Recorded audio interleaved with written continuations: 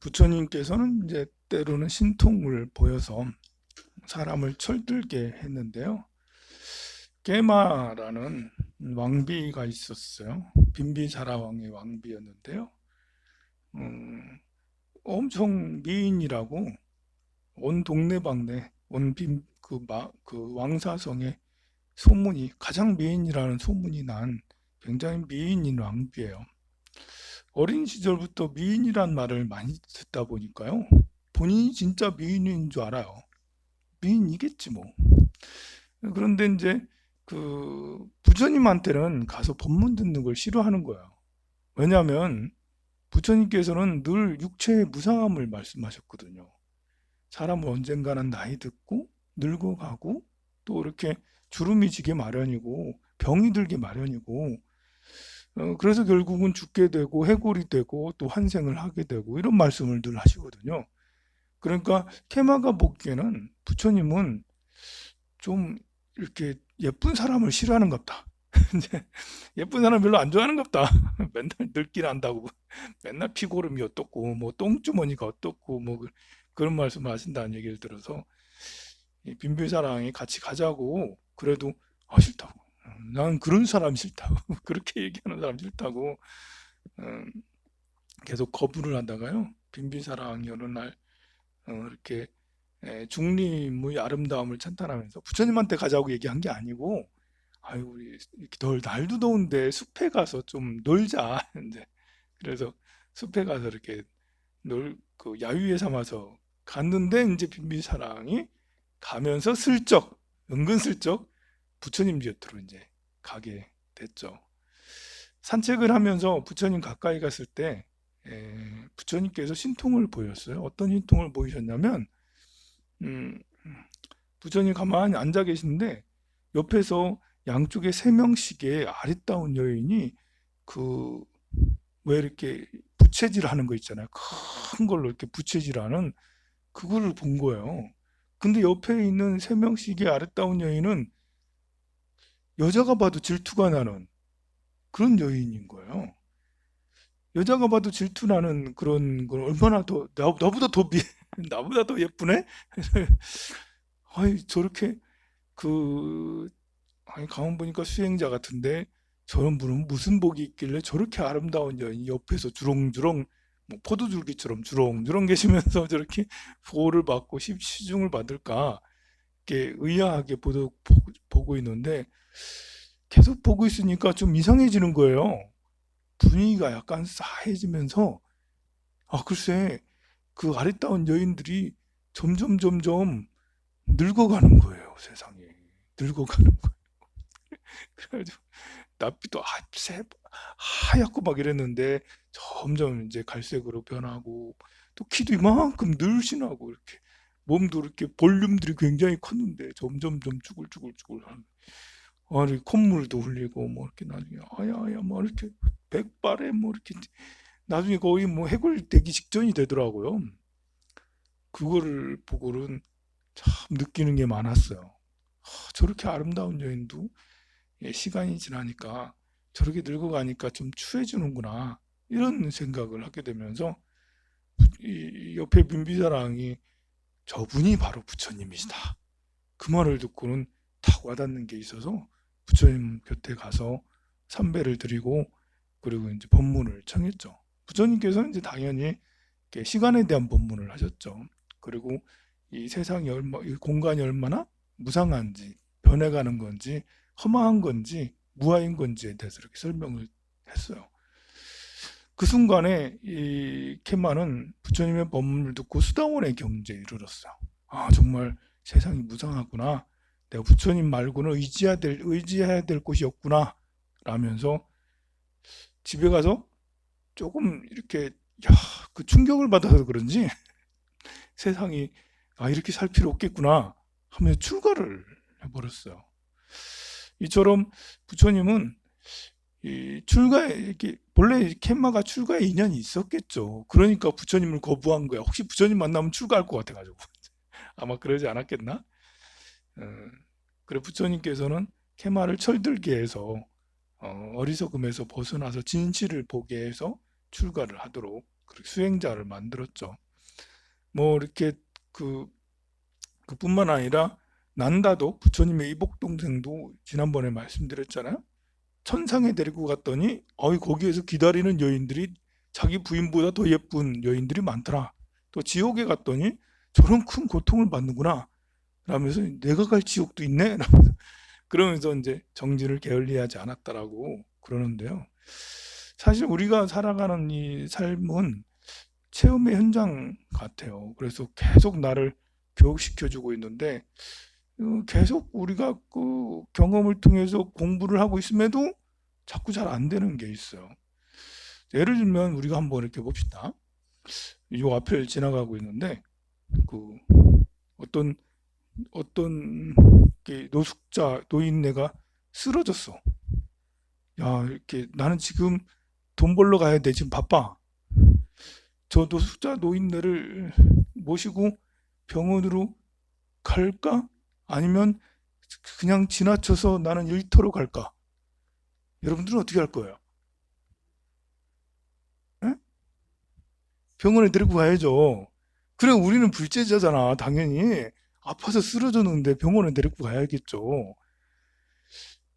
그런데 안 그런 애들도 있겠죠.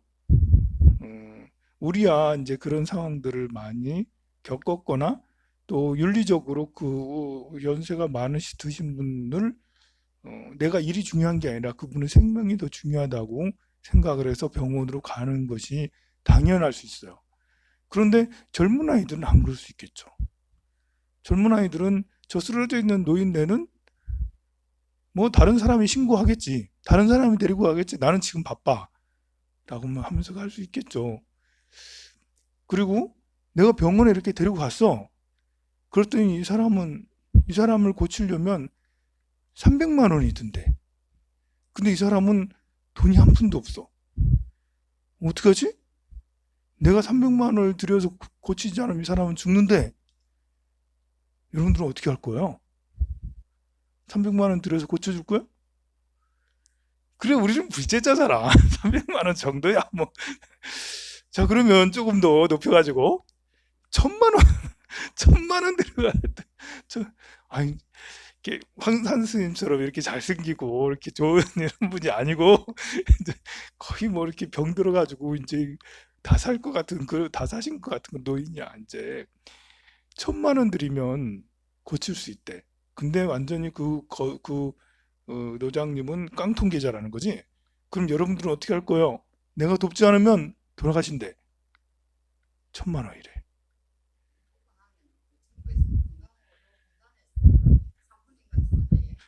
봐요. 복잡해지잖아. 이제 조건이 생겨.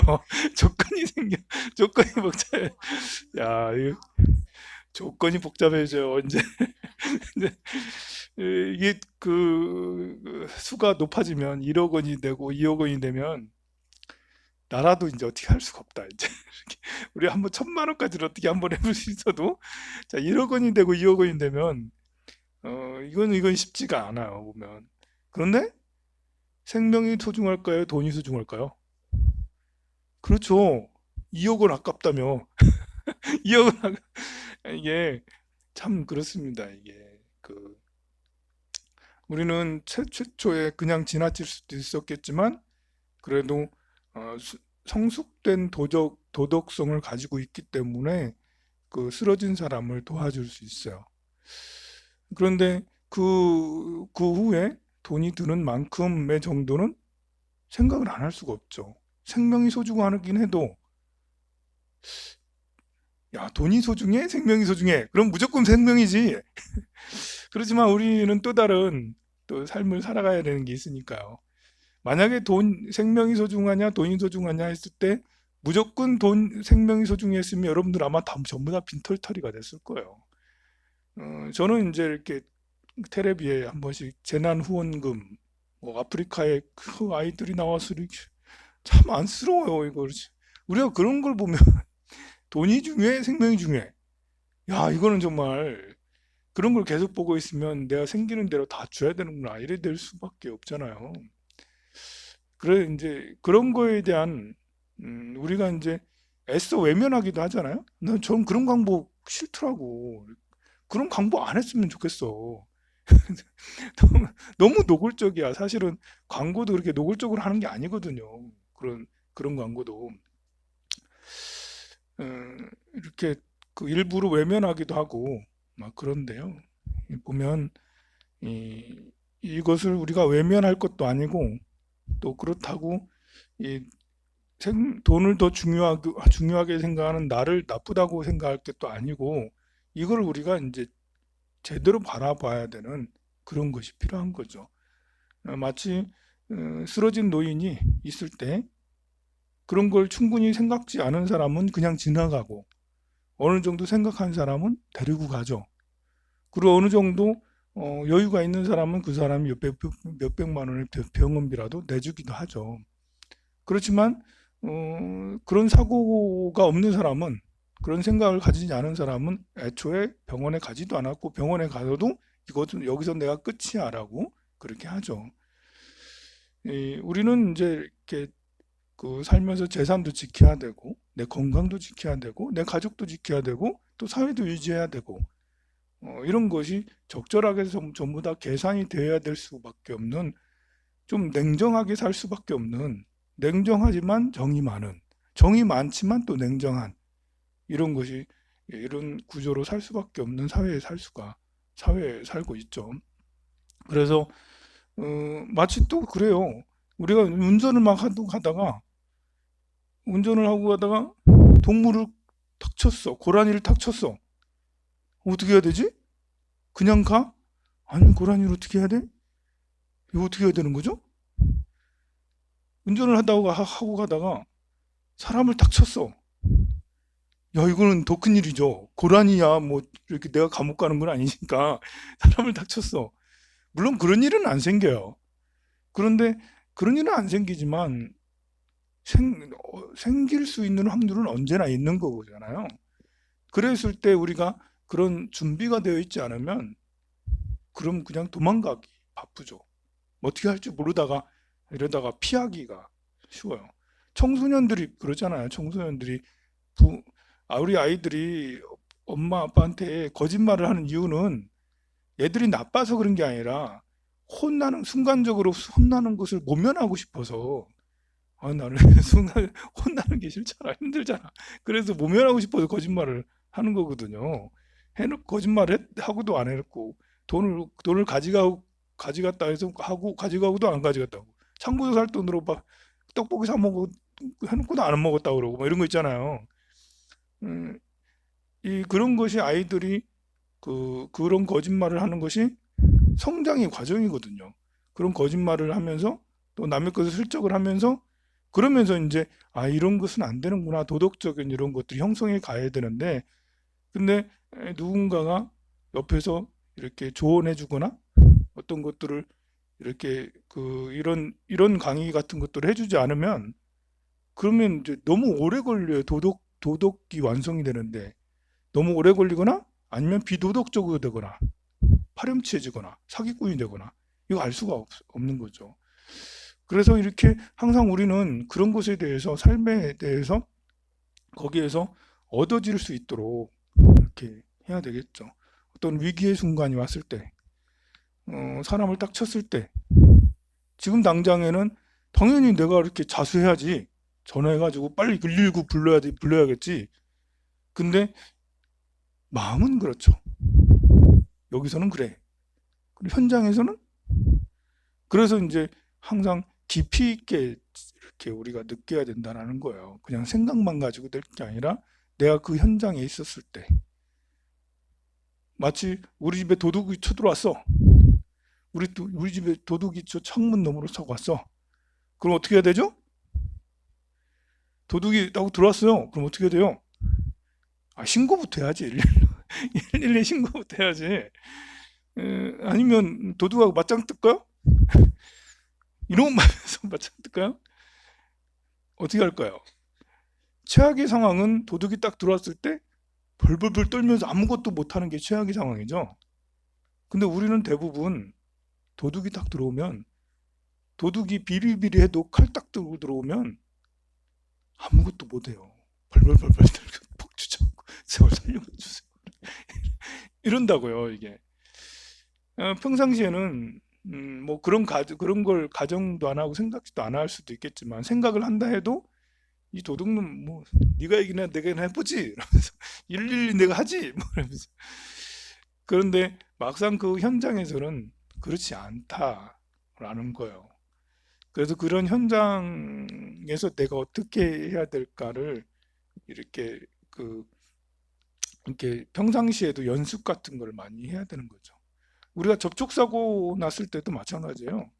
접촉사고 났을 때 그렇게 심장이 약한 사람은 차에서 못 나와요. 벌벌벌 떨어요. 나가서 어떻게 해야 될지 모르고 나와서도 너무 당황해가지고 뭐 어떻게 해야 되지? 그래서 몽해가지고 그래도 요즘엔 보험제도가 잘 돼 있어서 그 뭐 그런데 옛날에는 택시 기사님하고 부딪히게 되면 아니면 남자하고 보살님이 딱 부딪히면 보살님은 그냥 목소리 큰 사람이 이기게 되는 그런 엉뚱하네. 나는 잘못한 게 하나도 없는데 제가 잘못했는데 오히려 내가 덤탱이 쓰는 이런 경우들이 아마 많이 발생하거든요. 그것이 모두 다 가만 보면 혼비백산에서 생기는 일이에요. 혼비백산. 내 생각이 흩어져.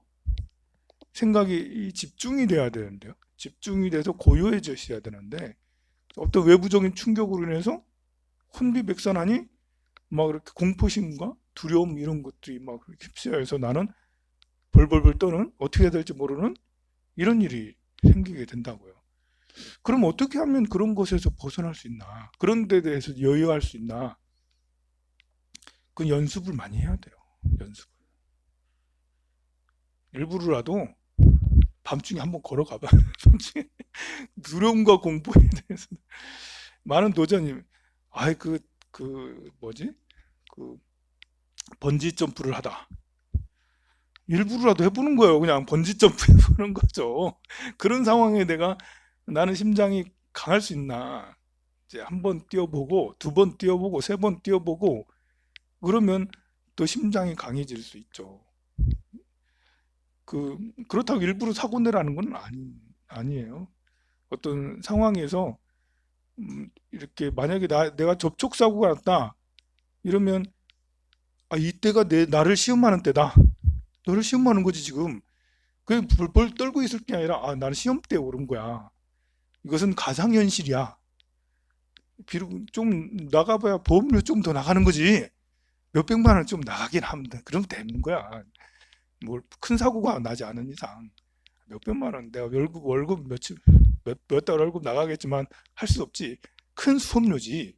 이만큼 큰 수업 큰 수업료라고 생각해서 접촉 사고 났을 때는 내가 시험 때 올랐구나. 하면서 이제 이런 때 내 실력을 발휘해야지. 라고 정신을 차려야 되는 거죠. 사실 실제로 이렇게 우리 돈 내면 되는 거예요. 요즘 보험제도 얼마나 잘 돼 있어요. 그리고 그런 때는 이제 항상 합리적으로 정당하게 해야 되겠죠. 그런 때조차 양보하면 안 되겠죠, 그죠? 사고 과실이 상대가 과실이 더 높은데 내가 그래도 부처님한테 배운 건 양보고 용서고 이런데 내가 양보해줘야지. 내가 100%다 잘못했습니다. 죄송합니다. 사실 이렇게 해도 되겠지만 사실 보살의 마음이라는 게 그럴 수 있겠지만 모든 상황에서 다 그렇게 하는 것이 합당한 것이라고는 생각지 않아요. 부처님은 항상 합리적이었거든요. 그러니까 5대5 같으면 서로 갈등이 있다 하더라도 언성이 높아진다 하더라도 바득바득 우겨가면서라도 5대5를 지켜내야 되겠죠. 우리가 합리적으로 생각해서 어, 내 잘못이 7이고 상대가 3이라면 그러면 무조건 내가 죄송합니다 라고 하지만 이제 당신도 차선을 이렇게 했으니까 그렇습니다라고 그렇게 해서 7대3을 만들어낼 줄도 알아야 되겠죠.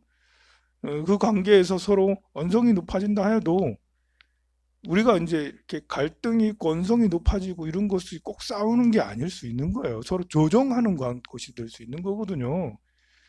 뭐든지 이렇게 우리가 과하게 싸운다. 우리 절에 왔더니 그 덕인 스님하고 주지 스님하고 기도 스님하고 주지 스님하고 막 이렇게 싸우더라. 뭐 욕지거리까지 하면 안 되겠지만 그래도 서로 약간 갈등하더라. 이절은 콩가루지만이네. 스님하고 기도 스님하고 서로 싸우네. 에이, 이런저런 필요 없어. 이런 게 저는 이렇게 생각하지 않아요. 기도 스님하고 나랑 언성이 약간 높아지면서 생각이 다르니까 입장이 다르니까 할 수도 있는 거죠. 그거는 인간 사이에서는 사람들 사이에서는 입장이 다 다르기 때문에 생각이 다르기 때문에 갈등은 있을 수 있어요.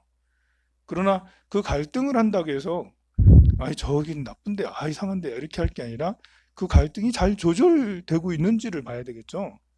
보살님하고 서로 갈등할 수 있죠. 평생을 살면서 같이 새벽기도 다니면서 안 싸울 수 있어요? 안 싸우는 게 이상한 거지. 싸울 수 있는 거지. 서로 갈등할 수 있는 거예요. 그런데 서로 약간 미묘한 갈등들은 있을 수 있어요. 그리고 미묘한 갈등에 대해서 내가 보살님이 보살님한테 화낼 수 있고 보살님한테 화낼 수도 있죠. 우리는 살아있잖아.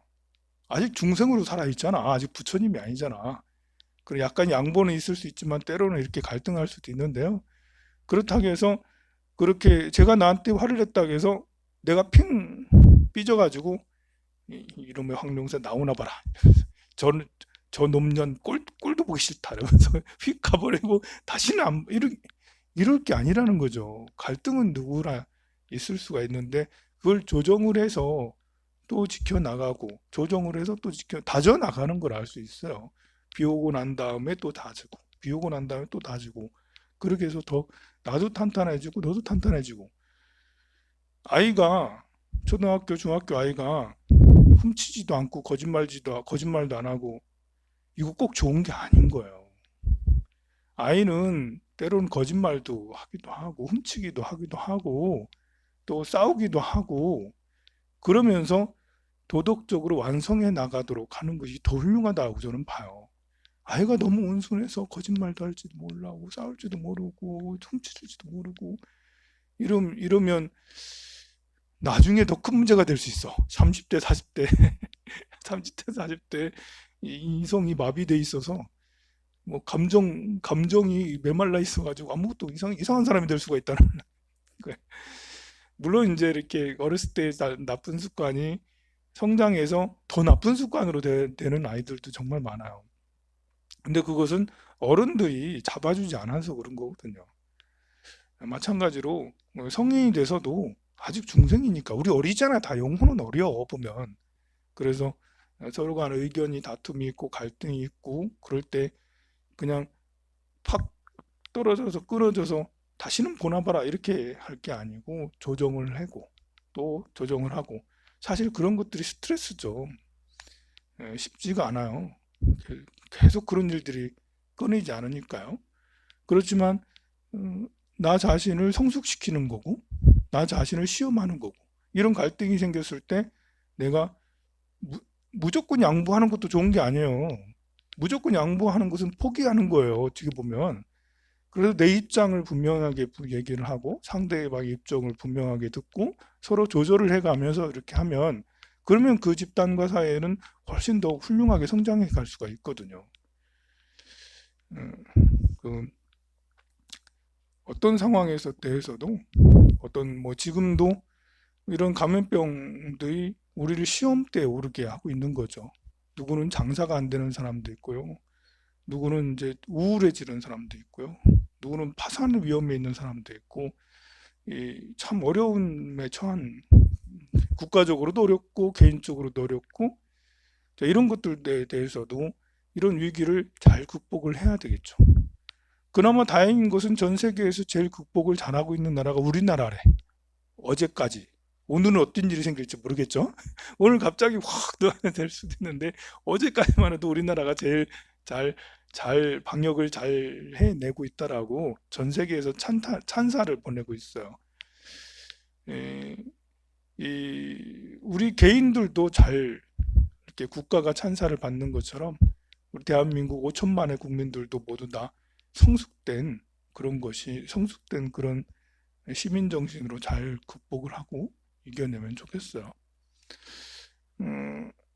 성숙되지 않으면 막 이렇게 감염병이 있을 때 미국 같은 데는 보면 총기를 산다잖아요. 총기를 사들이고 있다잖아요. 보면 뭐 하자는 거지 도대체? 총기를 사들이고 있다는 거 보면. 음, 그래 이제 그 여러분들의 모든 순간순간의 삶이 항상 나를 지혜롭게 만드는 거라고 생각을 하신다면 서로 접촉 사고가 나도 큰 대형 사고가 나도 큰 돈을 잃거나 뭐 구설에 오르거나 아니면 이렇게 법적인 문제가 생기거나 건강에 큰 타격이 생기거나 아니면 나이가 들어가거나 뭐 그 어떠한 일이 생겨도 그것을 현명하게 잘 대처하는 사람이 될 거라고 생각이 됩니다. 성불하세요.